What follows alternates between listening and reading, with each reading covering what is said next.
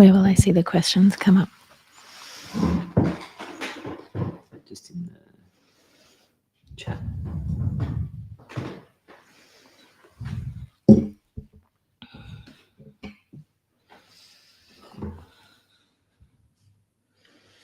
Maybe just move back a bit so that you've got.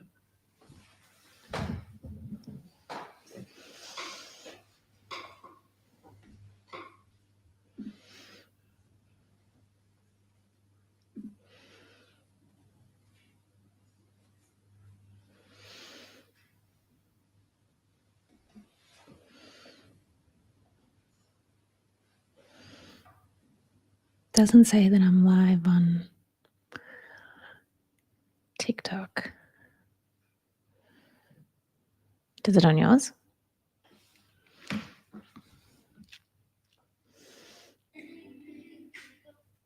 Or on Instagram?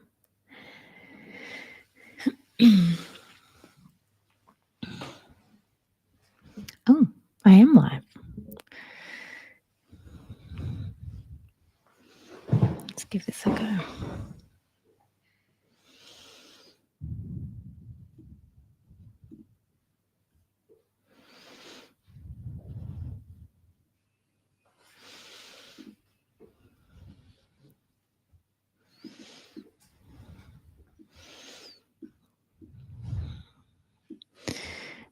We're just setting up a new way to do a live baby sleep Q&A. So excuse us if we've got a few technical difficulties.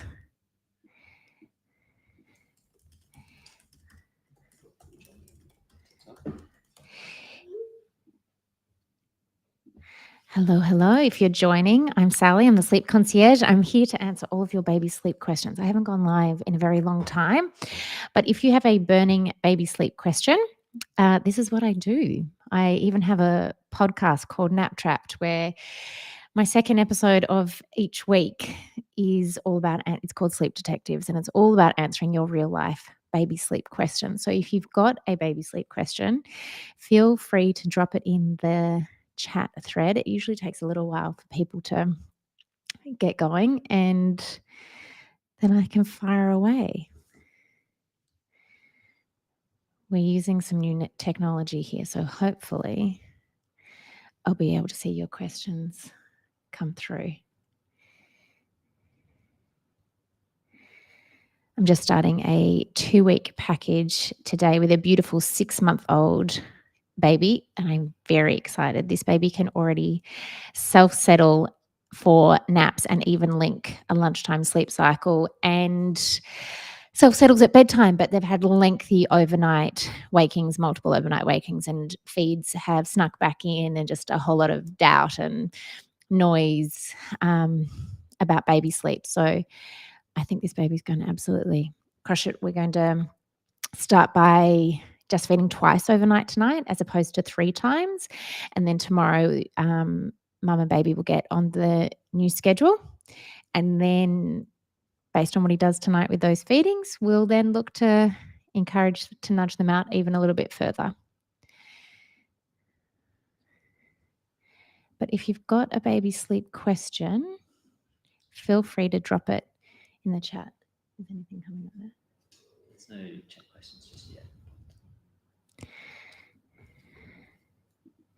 I made a video today, a TikTok or a reel or a YouTube short, wherever you see it, all about early rising, because that is one of the main things that I get asked about when it comes to baby sleep, babies that are wanting to start their day in the 4s or the 5s, and how I, as a sleep consultant, but also as a parent, I just don't subscribe to the idea that just because they're a baby or a toddler, do we all have to start our day so early, unless that works for you as a family. And I'm the biggest believer that if something is working for you and your baby and your family and your schedule, you do not need to change a thing, no matter what my schedule on TikTok says, no matter what the guides say.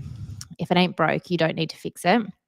I have a 2-part podcast series all about early rising. The first part of the series is always need to find out what the fundamental root cause of early rising is. Is it a scheduling issue, in the sense that are they going to bed way too early?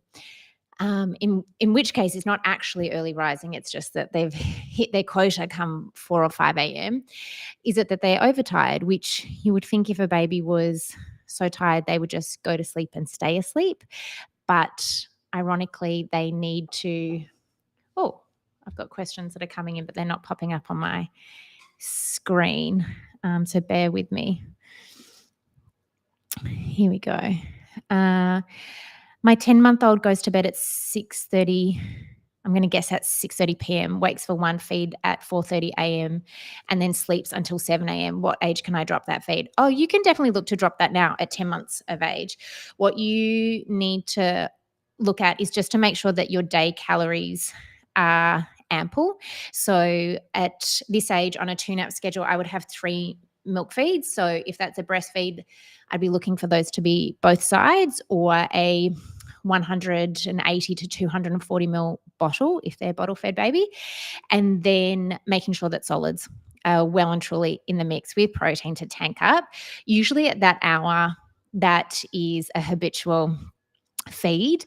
And my recommendation, you've got 2 options really. One is you either whittle down the volume of the bottle or the time at the breast, and then when it's absolutely negligible, you use a resettling technique instead. And what technique you use is completely up to you and your comfort levels and your baby's temperament.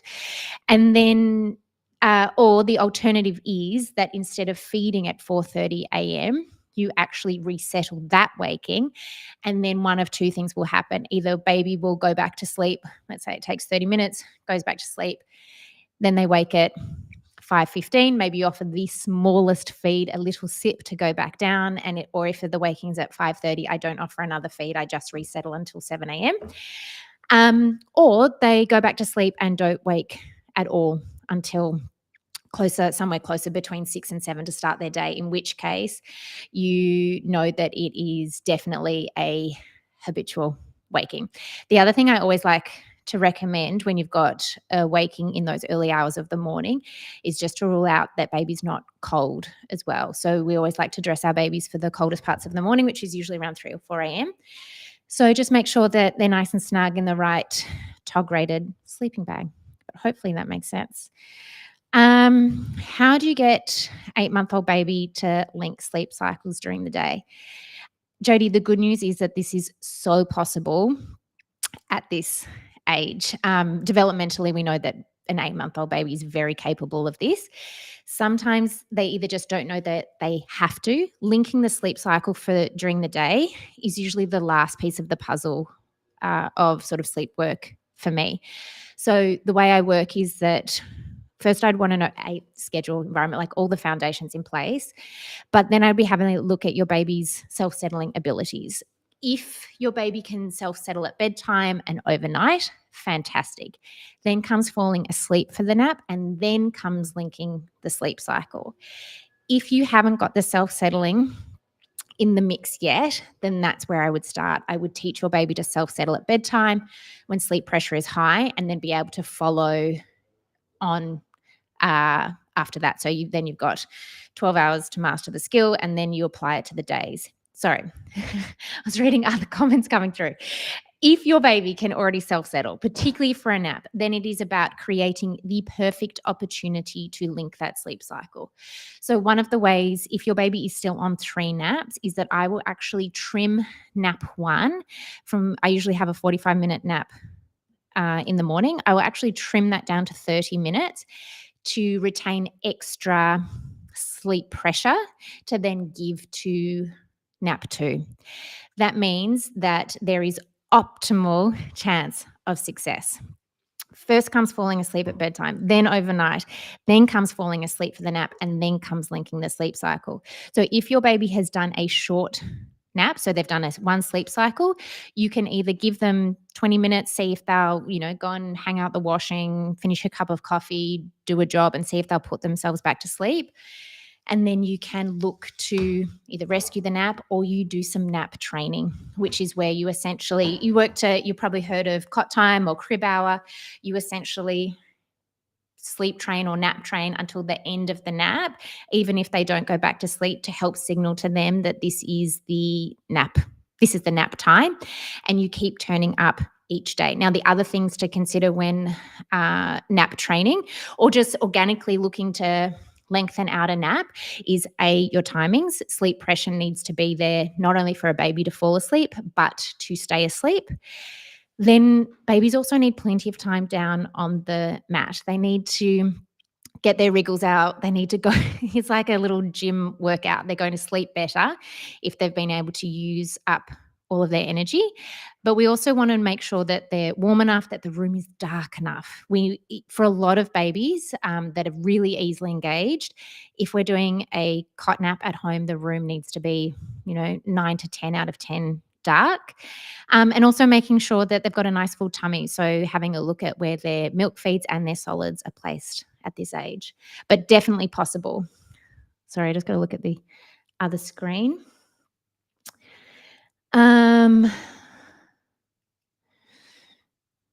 My son is almost 17 months old. He usually wakes between 4 and 5, but takes 2-ish hours to go back to sleep. If he wakes in the middle of the night, same thing, he'll be awake for 2 or more hours. So 17 months, I nearly always have most of the time babies are on one nap. Sometimes I will strategically put a 17-month-old back onto 2 naps while we fix an early rise. I have a podcast episode called the 2-to-1 nap drop. And in that we talk about the transitional schedule that uses a really strategic short, long nap routine.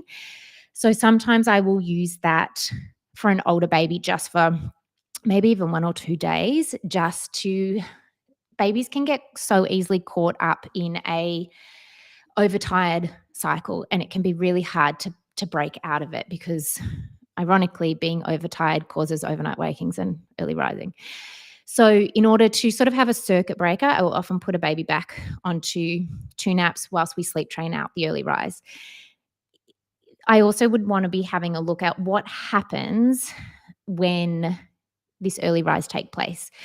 Is there anything, and we're all just doing our absolute best in the 4s and 5s in the morning and in the middle of the night. What happens? Accidentally, parents can reinforce an early rise, and also having a look at what's happening during the overnight waking.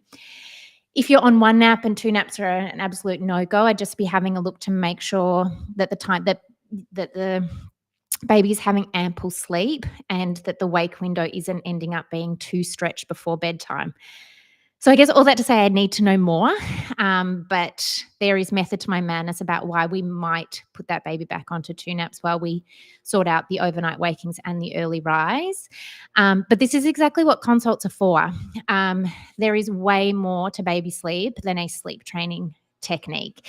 And it's all about looking at it really through a holistic lens, which I sometimes hesitate to use that word because I think it just gets bandied around too much. But it's about looking at temperament, about schedule, about feeds and calories. I mean, does your baby still have lots of milk feeds? Could there be room where we need to wean those down to increase more solids? And could that be linked to it?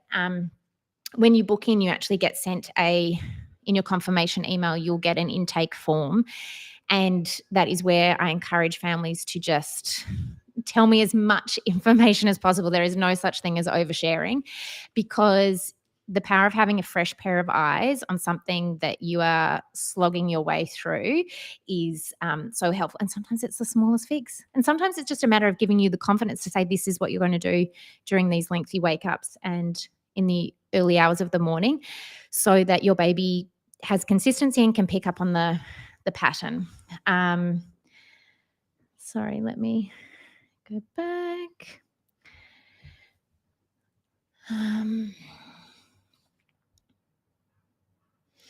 Why can't my 10-month-old link sleep cycles overnight despite being able to fall asleep independently?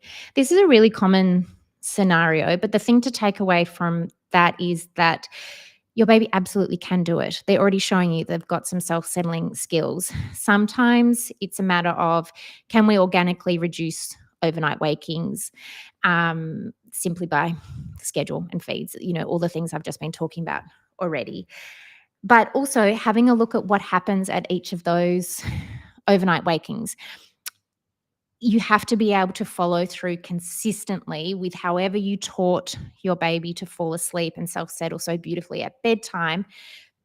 Have a look at what is happening at each of the overnight wakings. Are you encouraging them to self-settle, or do they get something else? Babies are natural pattern seekers. We all love to know what's coming next. And so sometimes if there's any confusion or inconsistent, and that sounds like there's like blame or shame. There's none of that. It's just we want to have one really clear expectation of what happens at these wakings overnight. Is it a resettle or is it a feed? If it is a resettle, it looks like this. Because your baby can already self-settle, you may like to use a sleep training technique just to help entice those great self-settling skills out at all of those overnight wakings. But you're not going to be asking them to do anything they don't already know how to do, which is great. Let's have a look. 7-month-old or 7.5-month-old is 2 times 1 hour naps or 2 times 30-minute and 1 hour naps enough during the day if 7.5-month-old is sleeping 6:45 till 6:30. I'm a big believer, like if that's working for you, then there's no problem. There are many ways to distribute sleep totals. For me, that's not how I structure sleep. But again, if that's working for you, rock it. I usually do a 45-minute nap in the morning, an hour and a half at lunch, and then a 30-minute afternoon cat nap to bridge you to bedtime. But if your baby's sleeping through and you've got no issues, then keep on keeping on. No problem.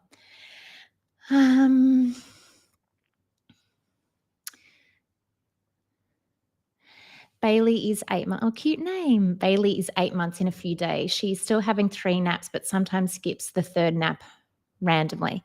So amazing that you've held on to those 3 naps for as long as possible. I encourage families to hold on to the 3rd nap until close to 8 to 9 months, just as you and Bailey have done. And the reason for that is I see so many families that have made the nap drop a little bit too early, usually through no fault of their own. It's because babies signal that they refuse the nap, and then it feels like your hands are tied.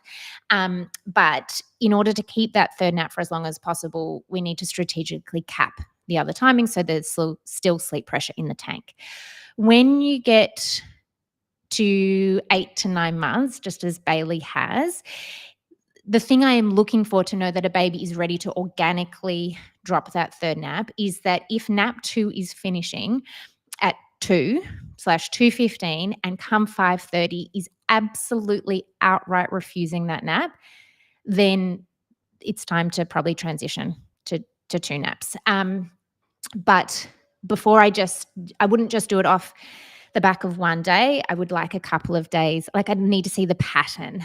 The other thing is that a lot of families try to get that 3rd nap done as a self-settling cot nap. And for me, that's a battle we don't need to pick. I would throw everything at that nap to try and get it in the car, in the pram, in the carrier, bouncing on the football, doesn't matter, just to try and get that nap in. But if it's been a pattern and then you've got if there's no sleep issues to fix, then if they're refusing that, then you can transition to a 2 nap schedule. How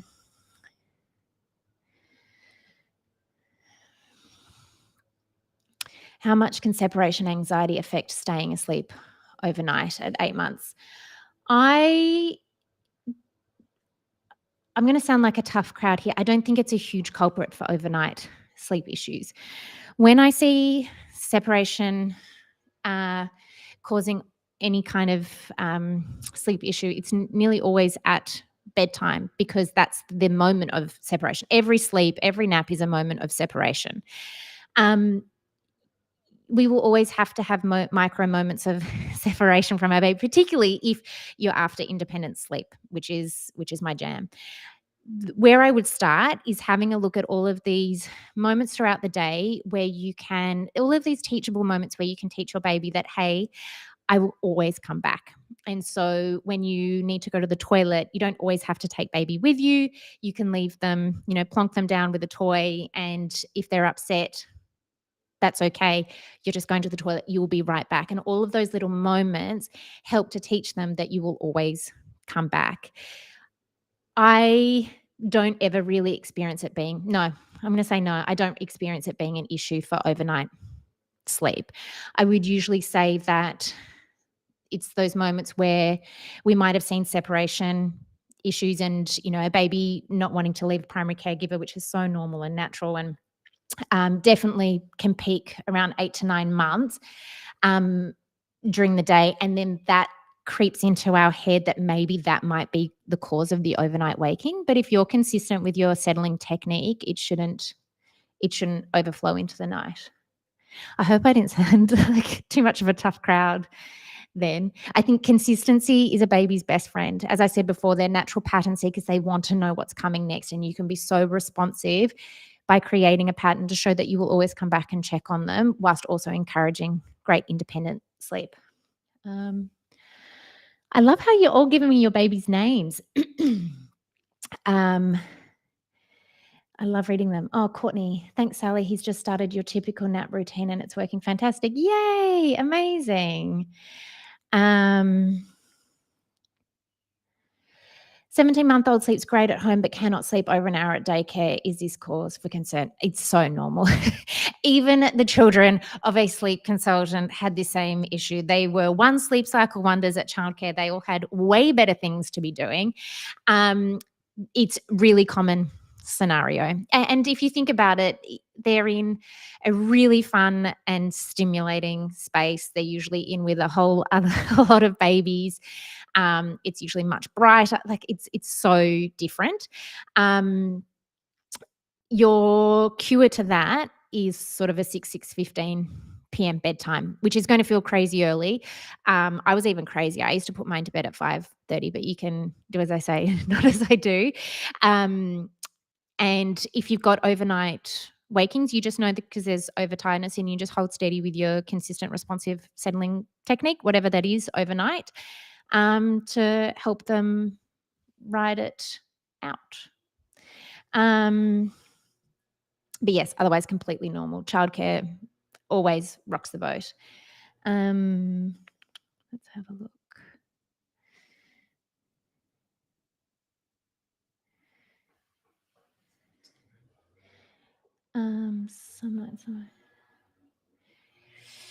Some nights my 7-month-old sleeps through and other times not. What am I missing? It's Mandy, it's so hard. It's so hard to know. And I wish for all of these questions that I had all of the intake forms, because then I could probably do a quick blitz and order and see what is going on. If your baby is able to sleep through, it shows you that it's absolutely possible. Sometimes it's just the smallest tweaks that can make all the difference. So that is the perfect example of booking in for a consult so I can figure out what might be going on for you.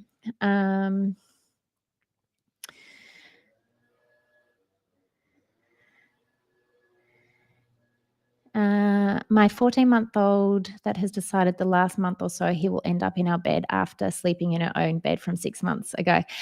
Classic, classic older baby. And the only problem is if that's not what you want to continue doing. If it's not sustainable for you, then this is where you just hold the boundary. As always, you do an audit, you check that they're not waking for any other reason. Babies and toddlers will always choose the more fun option, the more proximity to you, your favorite people, their favorite people in the whole wide world. Why wouldn't they want to come into bed with you at 3, 4, 5 a.m., whatever time of the morning it is? But if it's not sustainable for you, then it's just about going back and just writing it out. The difference is there always has to be realistic expectations with a 6-month-old baby that was sleeping through in their cot versus a 14-month-old baby who's going to stand, point, maybe even rattle off a couple of words and has a bigger set of lungs. It's just a matter of picking your hard. All right, let's have a look here. Elle is nearly 5 months and falls asleep feeding at bedtime. Once transferred, she wakes shortly after and is hysterical and so hard to resettle, takes hours. Any advice? I also have a 3-year-old and a 6-year-old. The first thing I would ask is, are you comfortable in moving away from feeding to sleep? The reason for that is I will always want to make sure that that we're not doing any kind of resettling through genuine hunger. And for a lot of babies that feed to sleep, whether that's feed to sleep for naps or fall asleep on the breast or bottle at bedtime, is that we can't be sure that they have completed the feed. So the first thing I would say is go and have a listen to my podcast episode if you haven't already. And if anyone that doesn't know, I have a podcast with an amazing sleep consultant co-host, Beck. Our podcast is called Nap Trapped on Spotify, Apple Podcasts, YouTube. And we have an episode all about why we don't recommend feeding to sleep and what to do instead. Now, there is nothing inherently wrong with feeding to sleep.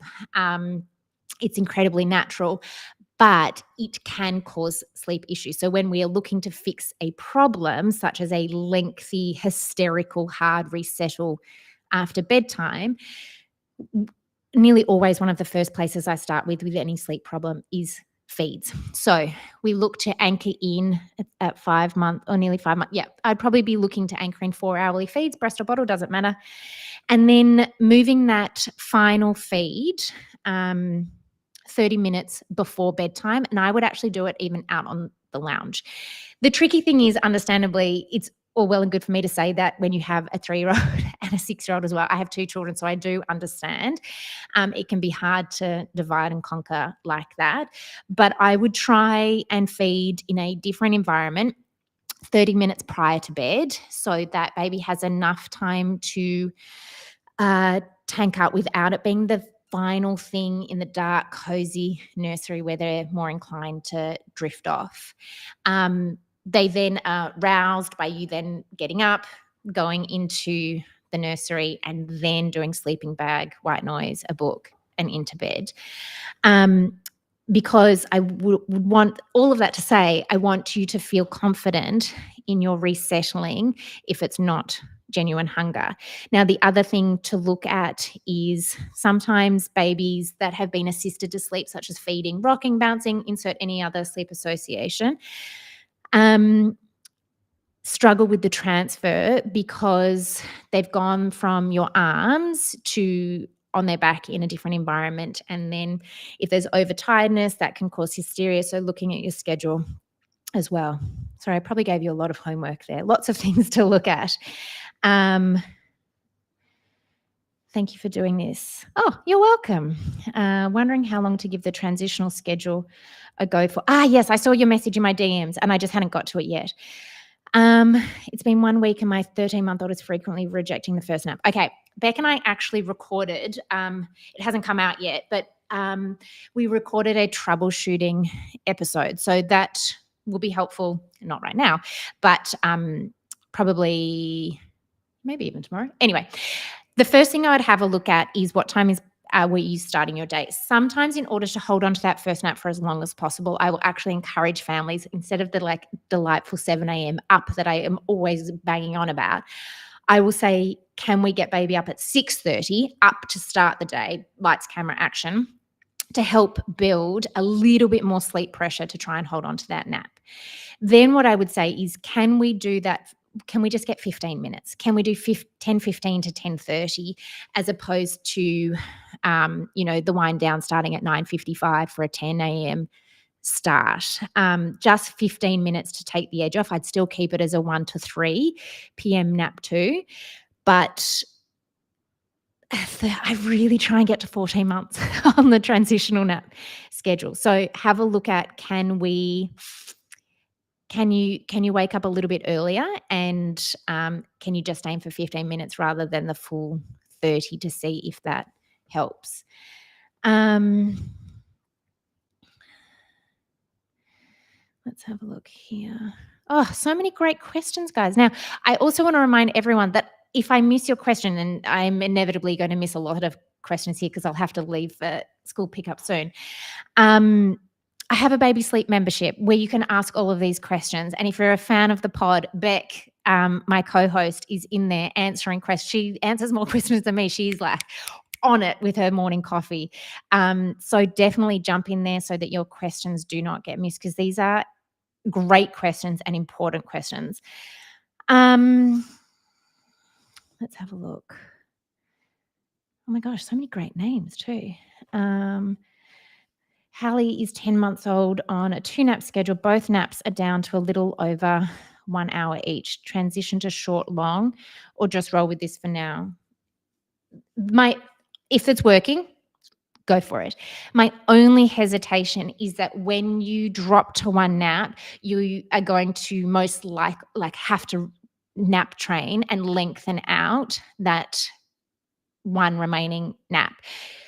You're going to have to work harder, is my guess. Whereas if you move to a short, long, you may still have to encourage and entice a longer second nap, because baby's body clock is so used to just doing the 2 1 hours. But what the whole rationale between about a short, long for an older baby is that a short nap can avoid any early rising that might have crept in, which might not be your scenario. But it also preserves the second nap, for as long as possible. Babies that take a long nap in the morning can afford to refuse nap 2. But similarly, when we make the 2 to 1 nap drop, if you've just had a very short nap in the morning, but you've had this lovely, long, well-established afternoon nap, when you drop that nap, or when your baby first drops that first nap, their body clock doesn't have to work too hard, because they're already anticipating taking a long nap, if that makes sense. So I'm forever trying to future-proof sleep for my clients. So I wouldn't quite put her, Hallie, on the transitional schedule that I was talking about before. What I might do is something more like a 9:45 till 10:30 nap 1, and then a 1:30 till 3:15, 3:30 nap 2. And then I would use a 4-hour wake window until bed. Hopefully that helped. Some questions on TikTok. When do you recommend moving into their own room? I feel we both love to know each other, isn't it? Yes. So Red Nose guidelines is that you should room share for the first 6 to 12 months. In saying that, those are guidelines, not laws, so it's completely up to you. I know some families that babies have never room shared. They've just gone into their cot in their own room from night 1. I personally moved both of mine at 4 months because both of mine were sleeping 12 hours, but I lay there awake hearing every snuffle and squeak and so much thumb sucking that it wasn't beneficial to me. So I actually moved them into their own room about 4 months. And I remember I actually spoke to my GP with my first baby because I was nervous too. I often encourage, if we have a sleep problem, particularly with very easily engaged social babies, that even from a sleep training perspective, if we're trying to fix it, then a baby having their own space is so much easier for everyone. If you're not comfortable yet in officially moving baby out, and it is emotional. I cried the first night I moved my first baby into their own room. Second baby, I didn't look back because I knew how good it could be. You can actually, what I would say to families is keep baby in your room. You guys camp out. Either you sleep in the nursery, drag your mattress out, or sleep on the couch, just camp out for a little bit, fix the problem, and then move back in. If moving back in then stirs the pot and you're both staring at each other, we're intrinsically linked with our babies. I'm certain we anticipate wakings and then they hear us, and although I'm absolutely sure I would never snore a night in my life, we wake each other up. So Then if you move back in and you notice that, oh no, things have regressed a little bit, then it could be that it's time to move out. Equally, if you're just ready, then you can be ready, and that's allowed as well. Um, oh, Steph, she says, "Oh, look, it's the lady I owe my life to." Hi. That is so kind. Thank you. Getting better sleep, and this is a hill that I will die on, is life changing and life saving. I was actually talking to a client today. I'm starting a 2-week package today. And we were talking about the effects of sleep deprivation. And there are studies that show that sleep deprivation in mothers can be likened to drunk driving, in terms of the effect that it has on us. And so being able to help families, and it's not just about the baby. We need to take care of, I primarily work with mothers, so I'll say mothers, but the whole family unit. Nobody is thriving if sleep is shocking. So I'm so glad I could help. All right, let's have a look.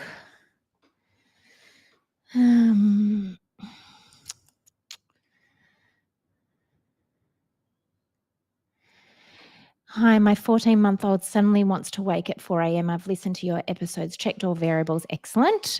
Capped day naps, can't work it out, and I'm going insane. Fair enough. Early rising can be really stubborn, and it's a really yucky time of the morning for everybody involved. And it's such a fragile time that it's not uncommon for babies to not go back to sleep. The first thing I would be wondering is, and I know you've done the audit, what is the room temperature? That's always what I want to know. And what is your baby dressed in terms of layers, and then tog rating of sleeping bag? Is the aircon on? Aircon, if the room's 21 degrees Celsius with the aircon, that's going to feel colder than 21 with the heater on. I'm going to sound neurotic as I say that, but those are the lengths I will go to solve early rising. I then want to know what happens at 4 a.m. Are you delaying until getting up at 7 a.m., which is tricky. I'm not going to sugarcoat it. What is happening? Are you getting baby out? Are you holding them? What's the process here? At 14 months old, we want a very low stimulation sleep training technique until 7 a.m. Then I want to know, what time is the first nap? Oh, I've got so many questions. Because I can tell you've been putting in the work, and it's going to be something minor that we just need to tweak. So temperature would be my first thing. Then I want to know what's happening at 4 a.m. It's very rare for me to have a baby that wakes in the 4s that doesn't go back to sleep. If we do, the so-called, as Beck and I call it, the early rising protocol until 7 a.m. It's not uncommon if they wake in the 5s to not go back to sleep. That happens to me all the time. But significantly less likely in the 4s. So I want to know what's happening at 4, and I want to know what time your first nap is. At 14 months old, I'd be on the 2-nap transitional schedule.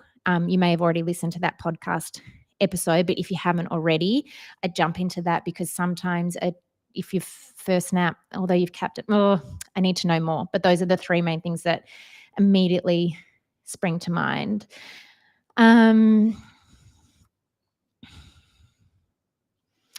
I have been contact napping my 3-month-old, but I'm not up to doing it much longer. He can nap for 30 to 40 minutes in the bassinet, and then I can't resettle. Are these naps long enough? Amazing that you started on some bassinet sleep. I'm the biggest believer in contact naps, and I also appreciate they become unsustainable, and that is fair enough. The way I would dip my toe into helping baby take independent naps, as in not contact nap, where baby doesn't have to self-settle or anything at 3 months old if they don't want to, is by focusing on the first nap of the day. First nap of the day for most babies is usually the easiest. There's a hangover, I guess, from overnight sleep pressure. And it's just about having some curiosity. So you've used your first wake window, baby's already had a full feed, time down on the mat, and then I would just pop them down. You can either start with them already asleep, you've rocked them to sleep, bounced them to sleep, and then transferred them. Or you can be really curious and pop them down awake and see, what will they do? Always, of course, you can go in and rescue the nap and put them off to sleep, but it's just about having a go. Now, in terms of the 30 to 40 minutes, short naps are so common at this age. This is the no man's land of baby sleep. This is why I created a 3 to 4 month baby sleep course, because there is so much information about newborns and the fourth trimester and, all of that. And then, of course, there's more formalized sleep work from about 4 to 5 months onwards. The other thing I would suggest is making sure that now that if baby is sleeping in the bassinet, is the room kind of pitch black? Your baby's developing circadian rhythm. We want to work with the grain. They've got their own melatonin, and a lot of babies want to just do one sleep cycle and open their little eyes and see all the light and fun. The other thing is what kind of swaddle you're using. Babies, at 3 months may be sleeping really well overnight, but still struggling to sleep longer, or, 30 minutes for me is like almost not quite a full sleep cycle. 40, absolutely. If you are struggling, sometimes it can be the startle reflex, or they just find fun hands, and that's way more exciting than sleep. So having a look at something like the Miracle Blanket Swaddle is maximum startle suppression, and it is a game changer for so many families that I work with that have babies aged 3 to 4 months.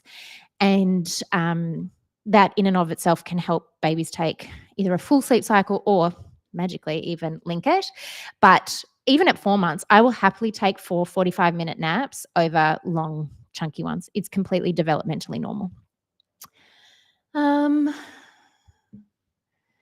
How to wean off milk in the night. Has 1 to 2 a night at 11 months old, falls asleep independently. As always, you need to make sure that your day feeds are in place, so that we never want to do sleep work or sleep training through genuine hunger. That's the first place to start. The next one is, at this age, often it can become a bit habitual. They're just used to getting feeds or calories overnight. I definitely wouldn't go cold turkey. I almost never go cold turkey, really. So let's say this baby is, and I'm just going to make up the timings, waking at 11 and then 3 a.m. They're often common timings for milk feedings overnight. At 11, I would actually resettle that instead of feeding until baby goes back to sleep. So resettle, you can do that in any way. You can use Ferber, you can bounce them back to sleep, you can rock them, you can pat them, you can shush them. It doesn't matter. We're just doing something other than feeding. And then one of two things is going to happen. So that could take 50 minutes, let's say. So let's say we're resettling the 11 p.m. feed, and at 11:50, hallelujah, they've just gone back to sleep. You then feed at the next waking, and usually that is then going to either be 45 minutes later after a sleep cycle, no biggie, you do your feed then, but what that has just shown you is that baby can sleep longer. Or baby is then going to sleep for the next few hours, which really shows you that 11 p.m. feed was habitual. So you may continue to have your 4-hourly feed structure, but you're going to nudge it out by resettling instead of feeding. And in turn, baby will naturally wake later, meaning that your feed is later. Then what starts to happen is, let's say they don't wake up until 1 a.m. Amazing. Then you're going to offer one feed. And if you still want to feed 4-hourly after that, if there's a waking after 5 a.m. or at 5 a.m., it is the smallest feed. The 2 golden rules about weaning overnight feeds is that the closer that early morning feed gets to 7 a.m., which is uptime on my schedules, the smaller it needs to be, because you'd be anchoring in your 7 a.m. up and milk, I'm guessing. And so if baby's taken a full bottle or a full breastfeed at 5 a.m., they're not going to be interested at 7 a.m., in which case you're kind of left chasing your tail for the rest of the day, which happens. The second golden rule is that once we drop a feed, we don't bring it back. So in this scenario, I hope this is making sense.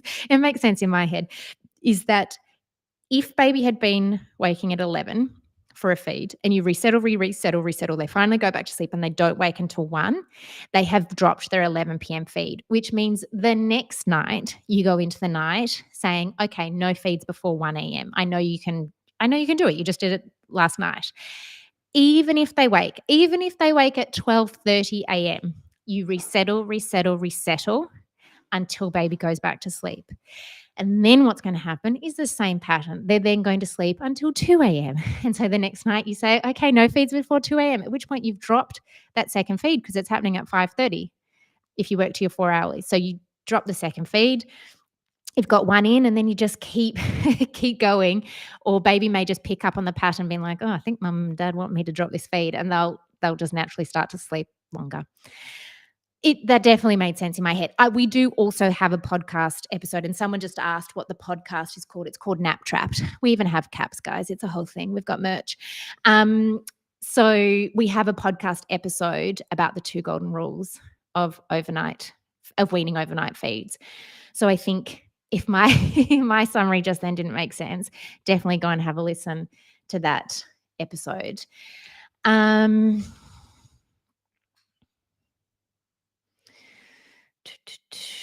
Did I use dummies with my babies? So I actually did not even own a dummy with my first baby, and I never even thought about it. She started sucking her thumb at about 14, 15, 16 weeks, and that was life-saving, total game changer. She was a really easy baby. She was a really easy sleeper. So I never even needed a dummy, and then she sorted it out herself. Then came my beautiful second baby who, just a different temperament, but he just cried a lot more, even in my arms. And I tried probably 5 different brands of dummies to encourage him, to give him something to help him feel a bit more settled. And he just had no idea. He just had no idea. He would just sort of loll it around in his mouth and just spit it out. And retrospectively, I am glad because I never had to drop the dummy and do that. He found his thumb at similar. He slept 12 hours at 15 weeks, despite him being my trickier newborn. So yeah, all that to say, no, I didn't use dummies. I'm definitely not anti-dummy. I think they serve a purpose, absolutely. And I think once a baby can start to replace it on their own, much closer to 7 to 9 months of age, it becomes an incredibly useful tool, in which case I don't ever encourage families to get rid of it, probably until you've done the 1 to 0 nap drop. Unless you're really adamant that you want to get rid of it, which is always possible. You can do it at 10 months, 11 months, but you need to be really well equipped with a plan because baby is not in on that plan. But equally, if you're going to get rid of it, I usually say probably somewhere between 4 and 6 months. But we can also use it as part of sleep training. Sometimes it's just a matter of we need to increase its value, meaning it's not just this thing that I spit out, mum comes and pops it back in, I spit it straight back. We're playing this, people call it passy ping pong all night long. And so if you're using a FERB or a modified FERB, I only ever replace it at the time of the check. Even if baby spits it out by the time we're at the door, you only replace it. So you just sort of increase its value. And sometimes I'll even work to the boundary of that once it falls out, it stays out. And then baby has that. If they want to reach around and grab it and pop it back in, they can. Equally, they can learn to self-settle with or without it. So it's really about what the parent's goal is and the cause of it. Sometimes I think it's just they're trickier than they need to be. Let's have a look.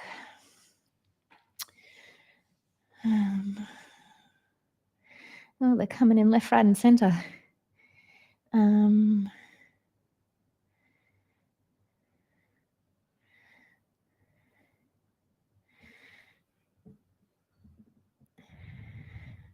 Sorry, I'm just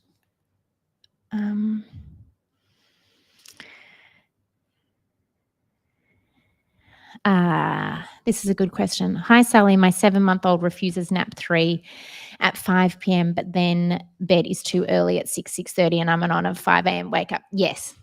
That's a very common scenario, and you've done the right thing because you've tried to mitigate the overtiredness, but then it's not even early rising. They've just maxed out come 5 a.m. The secret to keeping that third nap is you need to cap your day naps. Now, you may already be doing that, I'm not sure. But at 7 months, I would normally do so we're 7 a.m. up. That's always nearly always my answer. Then a 9:30 till 10:15 nap 1, a 12:45 till 2:15 nap 2, and then I would be doing then that leaves ample sleep pressure in the tank really for a 5 to 5:30 nap. I'll even take 5:15 till 5:30, and then I use a 2-hour wake window until bed. I can count on one hand the amount of 7 months old I've put on 2 naps. And full transparency, I should say, both of my babies have transitioned to 2 naps at about 7.5 months. But I didn't ever have any sleep issues. I didn't have any of, and you may not either, any overnight wakings, nothing. I'd done all the things. So it was a very easy transition. But I would start with capping your nap timings and seeing if that helps. And then, as I was talking about before, no rules as to how you get that third nap in. Like, even if we're working on a 2-week package and it's the end of the 2 weeks, I don't want families to try for a cot nap. That one's fully assisted in the pram, in the carrier, bouncing on a fitball, whatever you need to do to get that nap in. I'm working with a 6-month-old today who I think they're going to do it in the car because that's just a sure bet for them. The reason for that is we're not keeping it for long. So who cares? Out the window. Go the rules. This is a good question. How do you know when your baby is ready for sleep training? What signs to look out for? So let's first of all just define, my definition of sleep training is teaching a baby to self-settle. So a baby being able to make the transition from awake to asleep on their own, and then being able to follow suit with overnight wakings and naps if and when you're ready.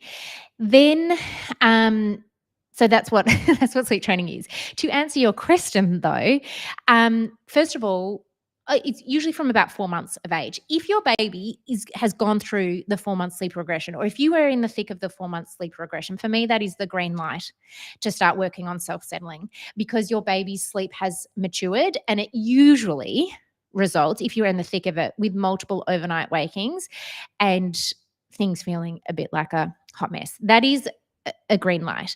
The other thing to consider is, are you ready?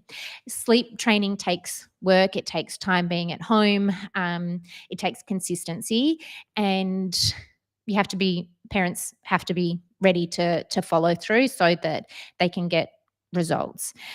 After the age of 4 months, sleep training is possible really at any stage. I should also say you don't just have to wait until 4 months or the 4-month sleep regression to make sleep change. For things before that, I refer to it as sleep shaping. So, for example, I have never had to formally sleep train either of my babies, even my tricky sleeper. What I have done from day one with 2 very different temperaments is always have great sleep foundations.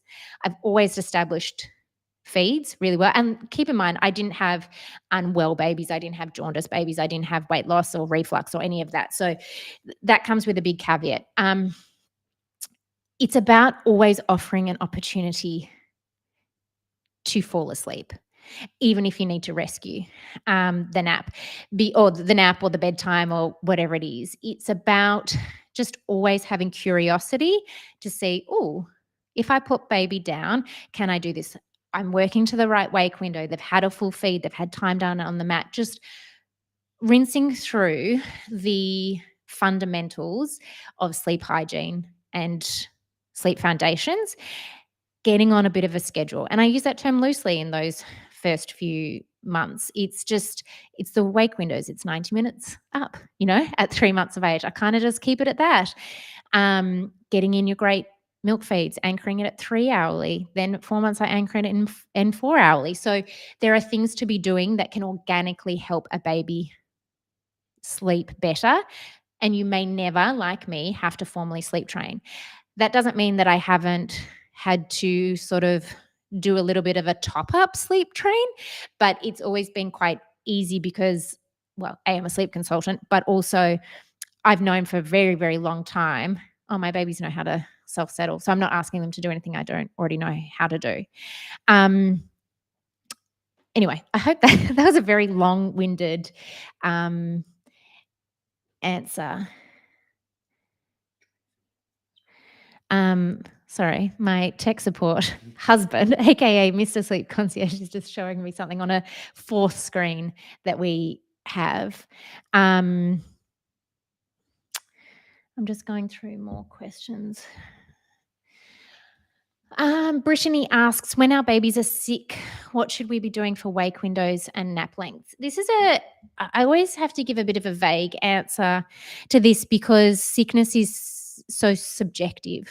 There's sick where we really need to throw every sleep rule out the window. And just, of course, we always need to meet baby sleep needs. And if it happens in the middle of sleep training, we hit pause. I hit pause just recently on a 2-week package because we needed to have a break due to something that happened, as in sickness. But there's no formula as to if they've got this virus, then we do this with naps. What I usually do is I almost always anticipate. I plan that things will just be normal. I stay on top of analgesia, pain relief, and just monitor. And I would mostly still work to the schedule.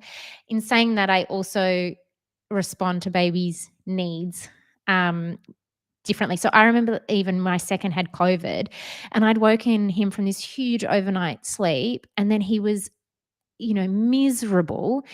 And I put him back to sleep. He took a 6-hour nap. And I'm watching and I'm thinking, this is like, I should wake him. The sleep pressure is going to be up all night. And it wasn't. And look, that's sort of like the extreme scenario of a baby, napping longer. But if we changed things every sniffle, every childcare cold, every, splutter that a sibling has brought home, you'll never get great sleep because you'll forever, it's just, they're walking, talking petri dishes. So my answer is always vague. Do what you need to do. If sickness is there, stay on top of analgesia if required. You can throw the rules out the window. And kind of to the story I was telling about before, where I've never had to actually sleep train formally, okay, it's Friday night, I'm going to teach one of my children how to self-settle. I have had to regroup after sickness. I remember at about 15 months of age, my daughter had bad hand, foot, and mouth. And she was up in the night and we responded and, doing all the things. She had ulcers in her, she was miserable. And then after about a week, she was so much better. But at 1 a.m., she was still saying, "Mama, sit, Mama, book." And I thought, oh no, I think if you're well enough to say this, then you're well enough to go back to great sleep. And we'd had, tears at bedtime, all these things that were really unheard of for her. Remember, she was my rock star sleeper from birth, really. And so I did do a little bit of sleep training. I didn't do anything hands-on because she already had these great self-settling skills. I did 5, 10, and 15-minute checks. I never even got to 15. She lay down, put her thumb in, and went to sleep, and that was that. So if you do need to stop or, do something differently during sickness, those skills don't disappear. We just need to do a bit of a refresher after, when they're better. Sleep, feed, play, or feed. I got to imagine this in my head. Sleep, that's feed, play, sleep, or feed, sleep, play. At its simplest answer, I do feed, play, sleep because I work to not feed to sleep. But for my families that I work with, I don't usually do I have set feed times versus baby woke up from their nap, I'll just offer a feed.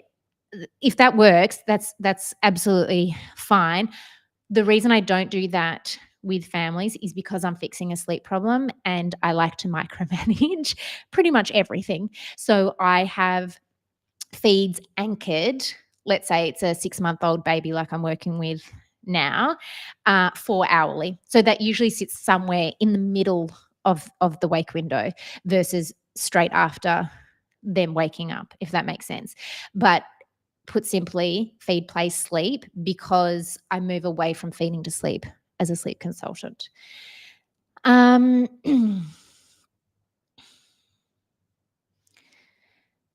We're really struggling with self-settling. Sometimes can do it at home. Daycare never. 8 months old. Okay, let's have really realistic expectations. Let's not expect it to happen at daycare. Even my children, 2 children of a sleep consultant who have self-settled from 12 to 15 weeks, have not done it at childcare. They have been rocked and patted sometimes 5 days in a row at childcare, and I've never rocked and patted outside of newborn era. So daycare can be one thing. 2 things can be true at once, that they can be fully assisted there and you can have great independent sleep at home. If you are struggling with self-settling, we have to bring it back to the basics. We have to get on the schedule. We have to get the great milk feeds in. It may be that I'm not sure if you're on 3 naps or 2 naps. I fully assist days and just focus on bedtime and overnight so that we really make this achievable and sustainable. If we try and do nap training and night training all at once, it can feel like a lot of tears, and no one needs that. So 2 naps just dropped. It could be that we need to bring that 3rd nap in just while we fix this. I don't know all the details, but just keep that in mind. But self-settling happens at bedtime. Someone asked this great question last week, and Beck and I answered it on the pod in a Sleep Detectives episode, I think that's come out this week or next week, which is, can some babies just not self-settle? And we said 3, 2, 1, and then we both answered at the same time with no preparation. And the answer is no. We have never worked with a baby that can't learn to self-settle. So we need to create a technique that is right for your baby's temperament and be able to see it through inconsistency. And I'm not saying, I'm not like shaming you that you're inconsistent or anything. It's just, it's hard. And inconsistency can be what unravels self-settling, if that makes sense. I just need to know more. I need to know where you're up to. But if they can do it sometimes, then that skill's there. We just need to make it the status quo. Do you find introducing food for 6-month-old changes sleep too? Oh, I'm glad that makes sense, Katie. Sorry, sometimes I feel like I'm rambling because everything makes sense in my head. Do you find introducing food for 6-month-old changes sleep too? It can help for the better. I never put babies on, I never start a baby on solids at 4.5 months because I want to get better baby sleep. But at 6 months, that's a really age appropriate time to have solids in the mix. The times where I can find it can impact sleep negatively is if there's lots of gassy foods in the mix. So, things like broccoli, cauliflower, lentils, if that is just, we're going really hard on that, then I can't be certain that overnight wakings aren't due to digestion and feeling a bit gassy. Oh, someone's at the door. The other thing to consider is where you've structured them in throughout the day. So when I introduce solids or when I'm structuring solids in a plan for a family, with a 6-month-old, I'll start at lunchtime because I want to tank them up for the big second nap of the day. But not only that, they then have the rest of the day that if something was a little gassy, that they've then got it time to work it out down on the mat, etc., etc.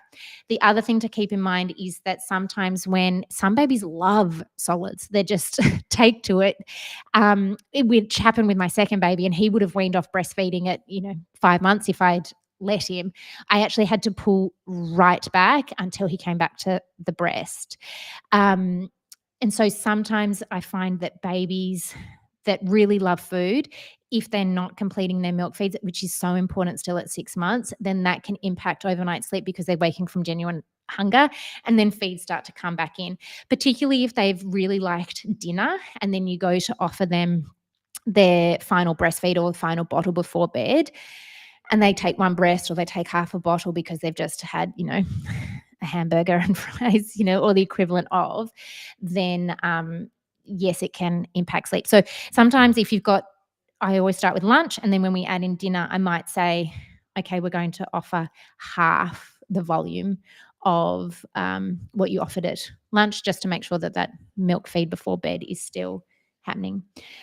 Let's have a look. I'm probably going to answer 2 more, and then I need to go and do school pickup and swimming lessons, all the real life things.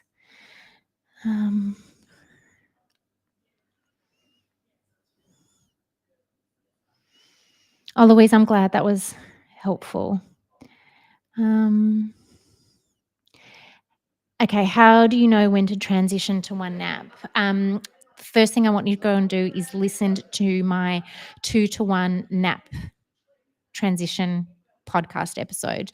If you're just tuning in now, my podcast is called Nap Trapped, and it's one of our most popular episodes because what I'm going to refer to is nuanced in the sense that you'll have much more context if you listen to that episode. I work to what I call a transitional schedule leading up to the one nap, which is usually a 10 till 10:30 nap and a 1 till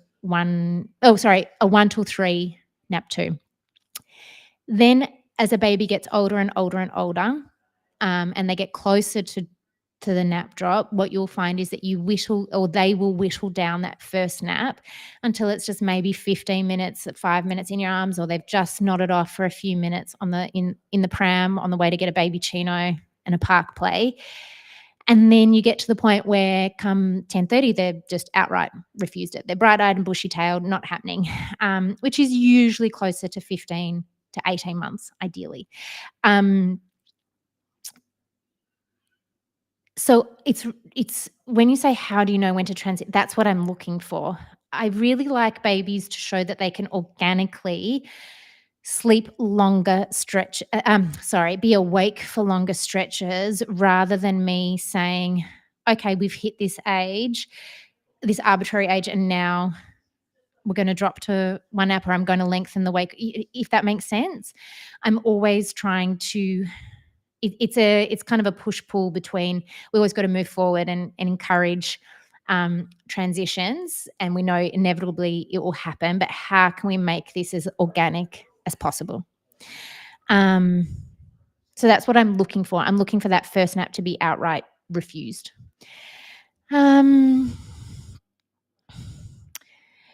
If baby wakes overnight not crying, just playing, should I offer a feed or just watch and wait? I just watch and wait. We all wake between sleep cycles. Baby might just be figuring out a new fun skill that might become apparent in a week or two. But if they're just hanging out and playing, I just leave them to it, no problem. All right.